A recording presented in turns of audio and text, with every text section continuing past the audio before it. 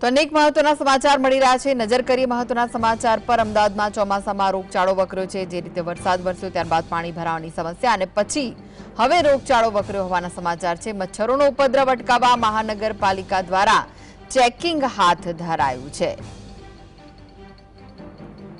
તો મચ્છરોના બ્રીડિંગને લઈને ચેકિંગ હાથ ધરાયું છે।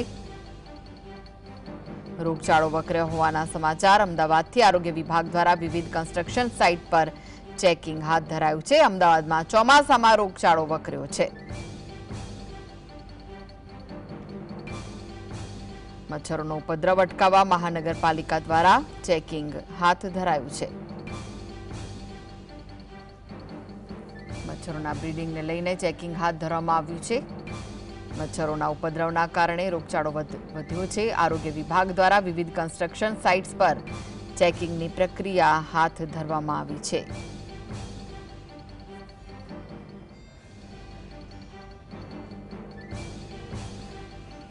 તો મચ્છરોનો ઉપદ્રવ અટકાવવા માટે મહાનગરપાલિકા દ્વારા ચેકિંગની પ્રક્રિયા હાથ ધરાઈ છે। જે રીતે ભારે વરસાદ વરસ્યો છે અમદાવાદમાં, ત્યારે અનેક જગ્યાએ પાણી ભરાવાની પણ સમસ્યા હતી।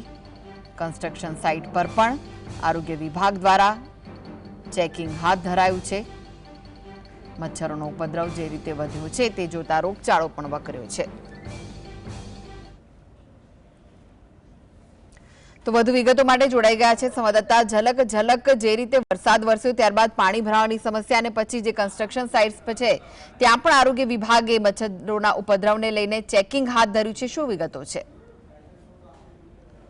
જે કૃષ્ણા, જે ચોમાસાની સિઝન છે તે રોગચાળાની જે ઋતુ છે તે ગણવામાં આવે છે, કારણ કે જે ચોમાસામાં દરમિયાન જે મચ્છરોનો જે ઉપદ્રવ થતો હોય છે, જે મચ્છરોના પોરા છે તે જે ભરાયેલા જે પાણી છે તે પાણીમાં જમા થતા હોય છે અને જે મચ્છરો છે તે ઉત્પન્ન થતા હોય છે। આવા મચ્છરો છે તે રોગચાળો સર્જે છે। ત્યારે તમે જોઈ શકો છો કે જે અમદાવાદ મહાનગરપાલિકાનું જે આરોગ્ય વિભાગ છે તે આરોગ્ય વિભાગ દ્વારા વિવિધ કન્સ્ટ્રક્શન સાઇટ છે તે વિવિધ કન્સ્ટ્રક્શન સાઇટોનું જે ચેકિંગ છે તે ચેકિંગ કરવામાં આવી રહ્યું છે। અત્યારે જે થલતેજ ખાતે આવેલી જે સાઇટ છે ત્યાં સાઇટમાં ચેકિંગ કરવામાં આવ્યું છે અને મોટા પાયે જે મચ્છરોના જે પોરા છે તે જોવા મળી રહ્યા છે અને આથી જ જે કોર્પોરેશન દ્વારા જે એકમ છે તે એકમને સીલ કરવાની જે કામગીરી છે તે કરવામાં આવી રહી છે। જે સાઇટ ઓફિસ છે, જે તેની બુકિંગ ઓફિસ છે, તેને જે સીલ કરવાની જે કામગીરી છે તે હાલ કોર્પોરેશન દ્વારા હાથ ધરવામાં આવી છે। સમગ્ર ચોમાસાની સિઝન દરમિયાન મહાનગરપાલિકા દ્વારા જે વિવિધ એકમો છે ત્યાં